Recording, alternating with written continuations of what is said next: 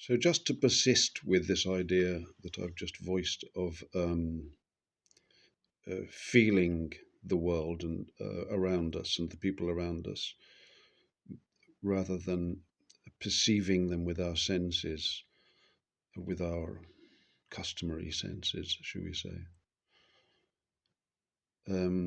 I think it's a helpful attitude. Those things are sometimes dismissed, but it does require a little bit of patience and distraction to understand such matters.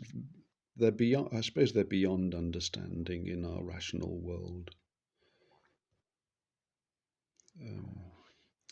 Because it's entering into the spirit realm to some extent. Feelings can't be rationalized away. Well, they can be. People try to do it, but I think they fail.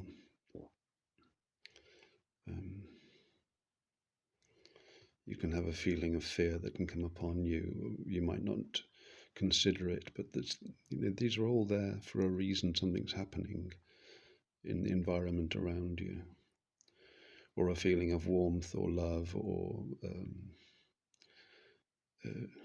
danger, attraction. But feelings of attraction are often dangerous.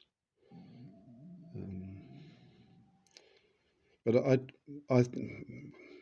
if I'm going to recommend that approach, I suppose I would recommend it. I'm just saying that's what I'm trying to do. But I do take a similar approach also to the King James Bible. Latterly and more, rather than trying to break it down and understand its meanings on the level of the language and the reasoning, which things are, I believe, very important. I'm looking increasingly at the way that it feels.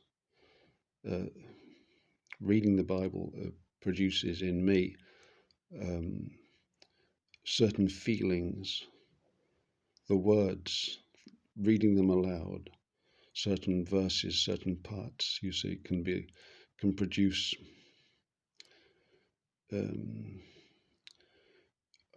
a feeling of power, actually, in some cases, or a healing spirit, or all sorts of things can be produced by those words themselves. Of course, they're utterly beautiful the way that they are phrased in our King James Bible.